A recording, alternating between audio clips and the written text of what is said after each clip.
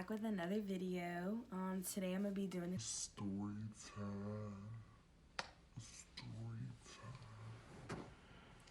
time. Today I'm gonna be doing a story time. I'm gonna be talking about my pregnancy and all of that. So I'm gonna be talking about my pregnancy today. And we're just gonna hop right into the video. Let's take it back to 2016. At the time, I was working at Dairy Queen in August, and I met my boyfriend at the time then, and I hopped into it like really quick into the relationship, and quick we started hanging out. I didn't tell my parents at the time because they were very strict on relationships. Like they don't play that. Like they're pastors, and they were like, no dating, no. And I'm just like, but I'm a teenager, like I'm gonna want to have a relationship. So I just hung out. I would like be like, can I go to the game, and then meet him there. And eventually, like, I introduced him to my parents, and like he came to our church a couple times, and I'm pretty sure they knew that he liked me or we had something going on, but they didn't really say anything.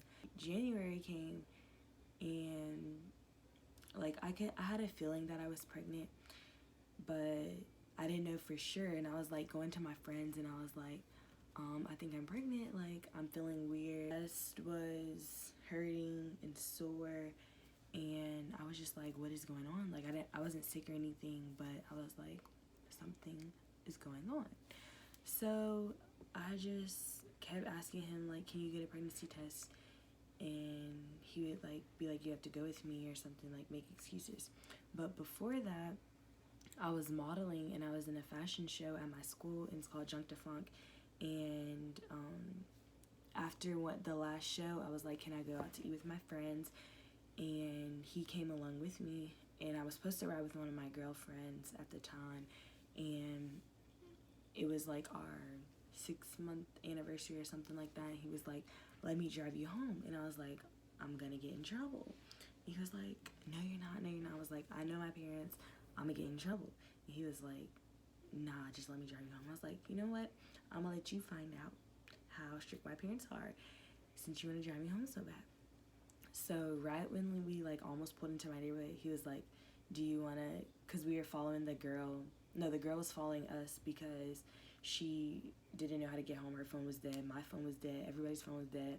So she was following us, and he was like, do you want to get out with her now? And I was like, no, but I should have, but I'll explain.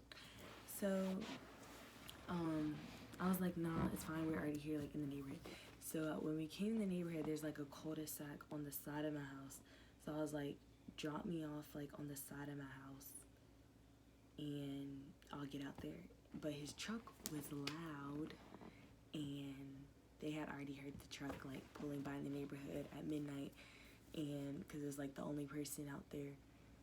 And I guess they looked out the window at the time, they saw his truck, they knew what his truck looked like. So as soon as I came up to the door, she was like, my mom was like, no, I didn't even knock on the door. I went up to the door, she opened it, and right when I walked in, she was like, you know you weren't supposed to ride with him. And I was like, yikes. So I was like, I know. Then I just went upstairs, and my stepdad, I thought he was asleep, but I guess he wasn't, or my mom told him, but he said he also had the truck. So so the next morning I woke up, and then he came in there, and he was like, you weren't supposed to ride with him, blah, blah, blah, blah. They were getting mad at me, and at the time, my stepdad would like go through our phones, and he went through my phone, went in my Snapchat, pressed forgot password, went in my email, changed my passwords, went in my Snapchat, saw the memories. I have no idea how, but he did it. He got in there, and he saw my memories. He was like, you guys are dating, blah, blah, blah. Nothing bad was in there, but he saw like us together. And like when I would leave school early, or say that I had a meeting and leave school, he saw all of that. Then my parents were like, you need to take her to the doctor. And I was like, all right, we're about to find out. So we went to the doctor, and the lady called back like the next day or a couple days later, and they have to talk to the patient, so they asked for me when they called my mom, and she was like, put the phone on speaker. So I had the phone, and the lady was like, your other test came back, all the infections, STDs test came back negative, but the pregnancy test came back positive. And I was like, so, like, I remember the moment, like, that we heard that, and me and my mom just, like, started bawling, crying our eyes out, and it was so sad, and I just, like, cried all day and, like, moved around. She was like, call your dad, tell him right now. So I called him and told him. He was like, yeah, I already knew, the Lord told me. And I don't know, after, like, the first couple of months were rough. They kept asking me questions. They're like, what happened? When did it happen? Why? Where? All these questions. I'm just like, it's too much. Too many. So, like, the first couple of months, I just kept rehearsing it every day and going through that. And I was, like, going to school and telling my friends. They didn't believe me, of course. I was like, I don't know what I'm going to do. Like, but I was like, I'm the least expected person that this would happen to. Like, what? Why me? Out of all people, and Shakita over here with all these different dudes, but that's none of my business. I'm just kidding. But, yes, after I found out, I was like, what in the world? I was like, why? How me? How me? So for my doctor's appointments, I decided to do them as, it was kind of like a class with other ladies that were around the same trimester as me. And it was actually really cool because we could talk about, during our visits, we had food, we played games, like we learned everything the same time, like we were going through this stuff at the same time. Of course, everyone was like different ages and like different races, but it was all cool. And my boyfriend at the time would come with me, and then my parents would come with me as well, which was a little embarrassing, but at the time, I was 17, so they were like still treating me like a kid, which I kind of was. I had my doctor's appointments like that. They were really cool. You could listen to your ultrasound. They did ultrasounds, and you could listen to the heartbeat there. Every visit got weighed, height checked, all of that. It was awesome. I would recommend that to anybody who's pregnant if they have that option to take those classes. I also was at a military base hospital. I don't know if that had anything to do with it, but they had that program, and it was amazing. And also, fast forwarding, jumping a little bit, after they have the classes with everyone pregnant, they wait till everyone has their baby, and they come back and have a party, and everyone took pictures with their little baby.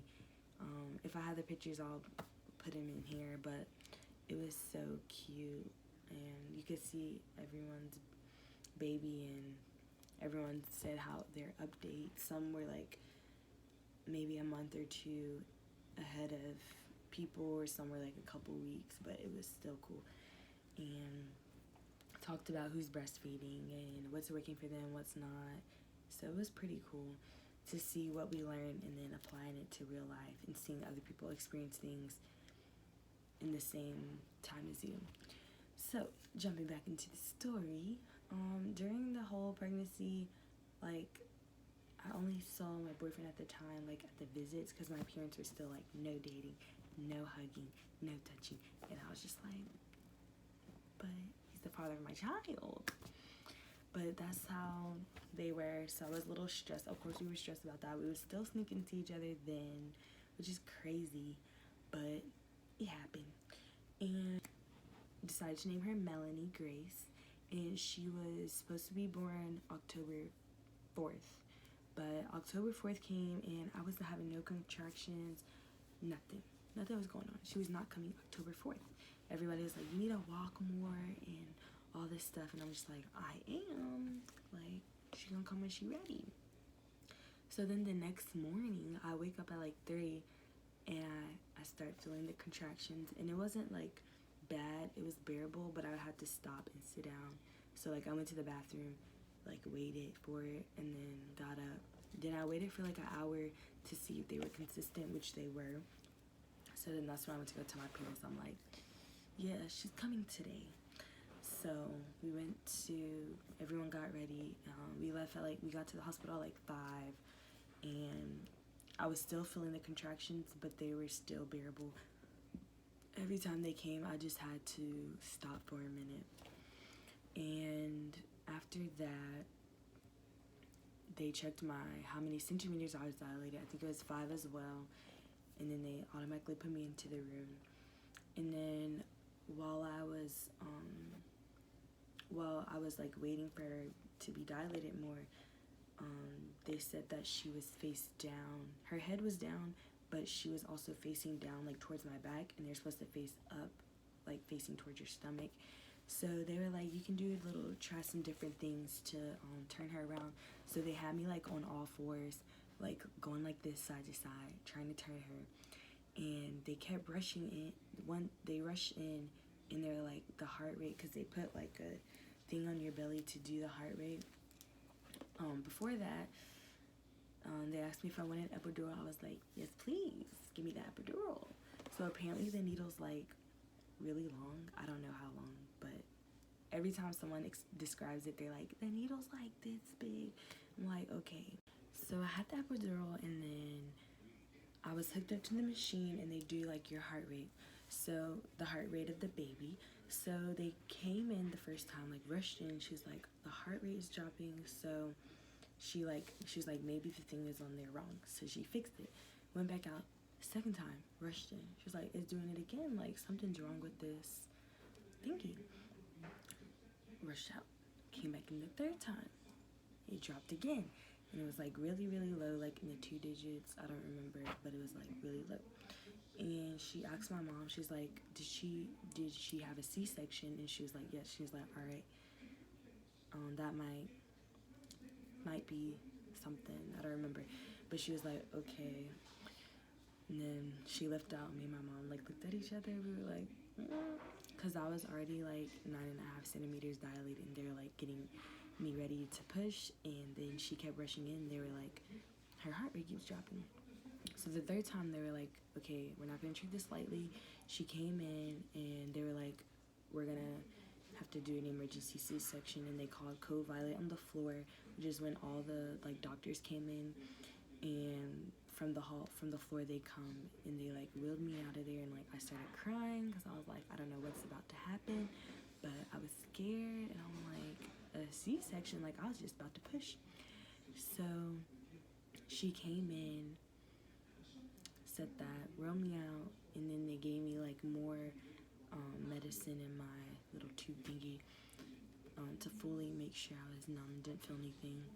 So they started everything, and then they had put a sheet in front of me, so I couldn't see the surgery I thought I would be able to, but kind of good that they didn't. So they put the sheet in front of me, and nobody could go in because they didn't have enough time to I guess you have to sanitize and stuff, and no, they didn't have enough time to do that. So they just sent me in by myself. So they did they started the procedure, and then I kept asking is it gonna hurt? Is it gonna hurt? Nobody responded to me. I'm like, is it gonna hurt? They were like, no, you'll be fine. Eventually, so I was like, okay.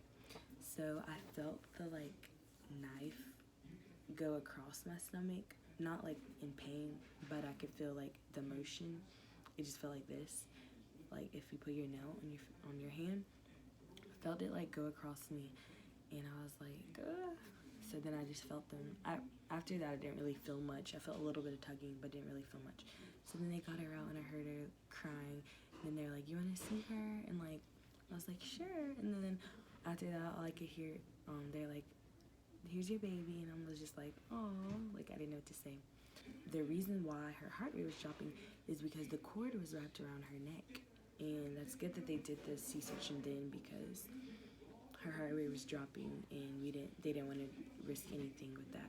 So when she got up, but she was perfectly fine, which is amazing. And she was born at 10 o'clock. So I got there at 5, she was born at 10. Or the C-section was at 10, and she still kind of would have been born that time if I would have pushed. So that's kind of cool as well. And I forgot, they did induce my labor by breaking my water, but I epidural. And like with the epidural, you just can't feel like the lower half of your body. It felt like bags of sand when I tried to move them. It was weird. They were like, it just felt weird. Like you can still feel your legs, but they just feel like really heavy and you can't really move. You gotta like pick them up. So yeah, so after she was born, her dad came like right then when I was in the room, and everyone hold her. I texted like a group message out to people so they can know, and they sent like congratulations. No one came to visit, but they sent like congratulations and stuff like that. So I stayed in the hospital for 2 days. Yes, 2 nights, and I left on the third morning. And they just want to make sure like everything's okay. They want you to walk, like they made me walk, and it was really sore when I would try to walk or move or anything. Like it was very sore, like it hurt to sneeze, to laugh, everything. But it felt a little bit better in the hospital because they gave me like Percocet, and they still gave me prenatals like every 6 or 8 hours. They gave me like the Percocets, and sometimes they didn't really work. I still felt it, and I was like, can I have my medicine now? They were like, it's not time. So it was like hard to walk. I would just walk down the halls and like push her in the stroller with her dad, and then they wanted me to like use the bathroom, of course. At first they had like while I was in the bed, they had like a tube, so you don't even have to go to use the bathroom. It just like takes the pee. I didn't even feel that I was peeing, probably because I had so much medicine. But if I pee, like it just like goes through the tube. It was kind of cool because I was like, oh, I don't have to use the bathroom. But then they took it down. They're like, you have to go to the bathroom, and I was like, yikes. So yeah, they want you to use the bathroom. That hurt. There was like blood everywhere. You have to wear like these diapers. It was interesting, but it was fine. It wasn't bad. It was just the soreness from like the C-section. And then I was breastfeeding in the hospital, and like she was not latching on right, and I was so tired. Like the first night when I went to sleep, my mom gave her like formula because she didn't want to wake me up. She knew how tired I was. She gave her formula in this like little jar, and it has like a nipple, and I was like, I didn't want her to drink formula. I wanted to breastfeed, but it didn't really work out for me. And then the lactation doctor came in there and tried to help me with it, but she still like didn't really latch on right, and it hurt when she didn't latch on right, of course. So I still like tried to breastfeed her in the hospital, but she also drank the formula they never took her away from me.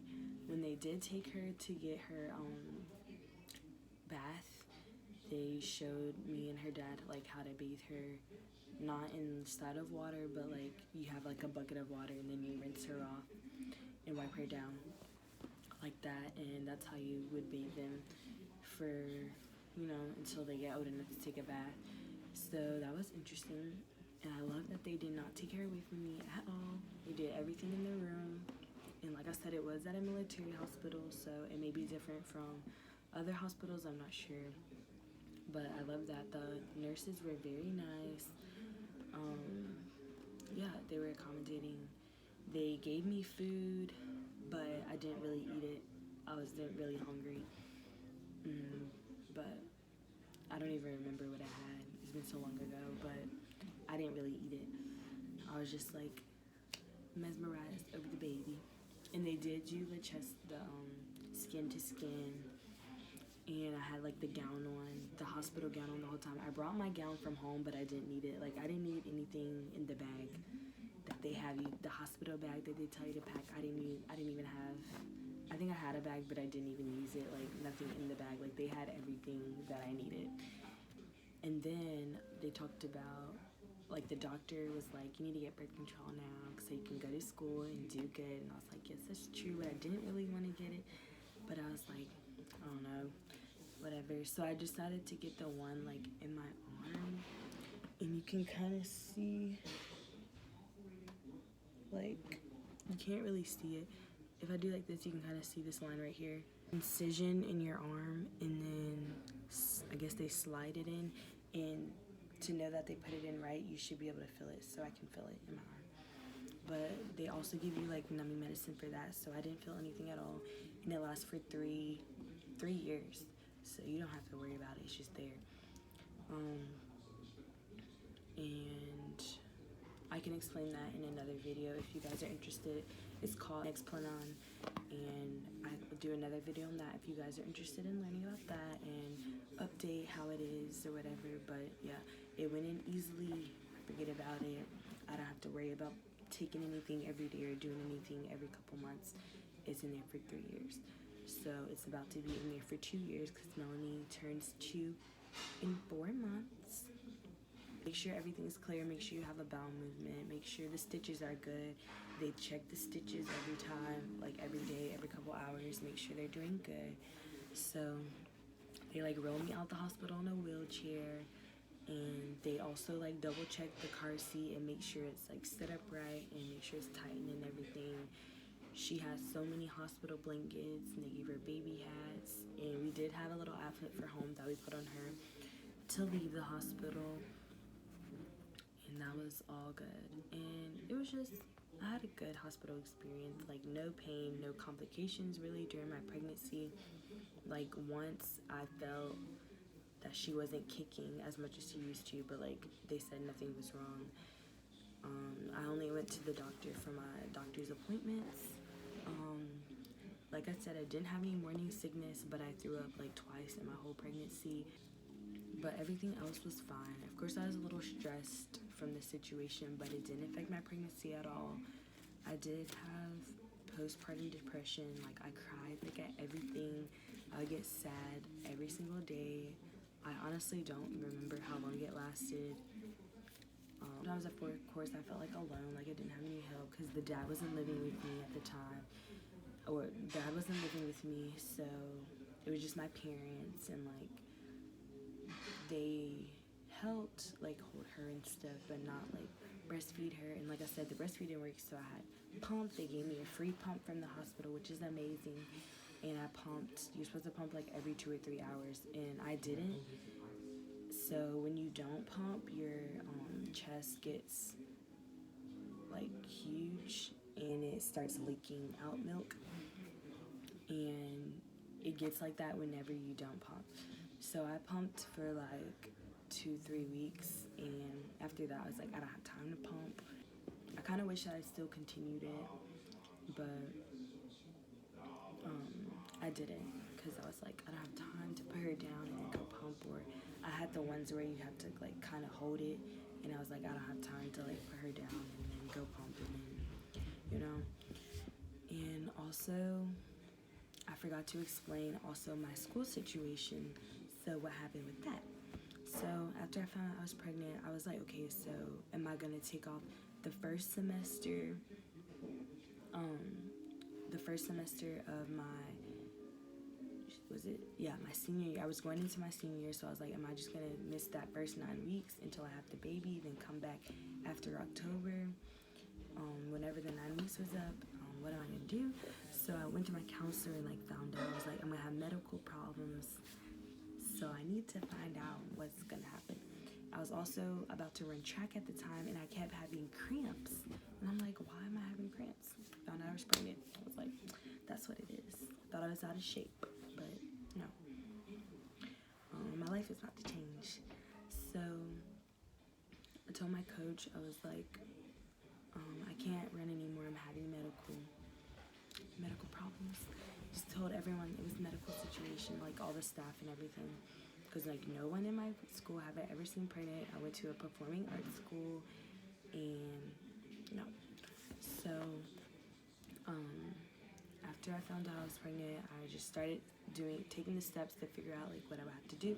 So I found out that I only needed 1 more class to graduate, because I took 2 9th grade classes in 8th grade, and that helped out a lot. So I just took that class in the summer, and like it was a little embarrassing. I feel like people saw that I was pregnant, but I like tried to hide it like under jackets, and I don't know if some people noticed or not, but I went to summers, take the summer class at a different school, so I didn't know anybody anyways, so that also helped out, and it was like an easy A. So I took the class, and then I graduated in, let's see, August of 2017. I didn't have a graduation or anything, but I just got my diploma and stuff. I actually didn't get my diploma. I was just graduated. So the next year, when everyone else graduated, I went to the graduation. Then I was like, I didn't get my diploma or anything. So they gave me everything, hooked it up. They gave me like the little cord, and I put it on my car. In my car, it still says 2018, but it's supposed to say 2017. And I was gonna change it, but I never got the chance. So it says 2018, but I graduated in 2017. And of course, all my friends were like, oh my gosh, you had to come visit. And I'm like, of course, like I'm gonna come visit y'all. I did not visit, I was busy. So I graduated in 2017, kind of took the semester off for like starting college, and then I started spring 2018. So I started college spring 2018, and currently I am a sophomore, and I'm about to go into fall 2019, and in spring 2020 I'll be a junior. At the end of this next semester I'll be a junior. So I've been doing really good in my classes. I'll talk about college experience later, but I am on the honors program, and I'm keeping that 3.5 GPA or higher. And actually it's been higher than 3.5 the whole time, so that's amazing. Currently taking summer classes, but I'll talk about all that in the next video because this video is already too long. Current update, motherhood is amazing. Watching her grow is amazing. All the different things that she does, like, I didn't really care about like high school. I didn't really have high school friends because my parents were strict. I couldn't really go out much, so I had like the close friends, but even now, like, I barely talk to them, and most of my like best friends and stuff like that is now from college. So you know, your life just changes and you go through things for a reason. Out of the thing, I was like, everything happens for a reason, and God really blessed me because like I got to graduate early, I have to go to school, I got to go to college, like I got scholarships to go to college. I didn't have to worry about a thing.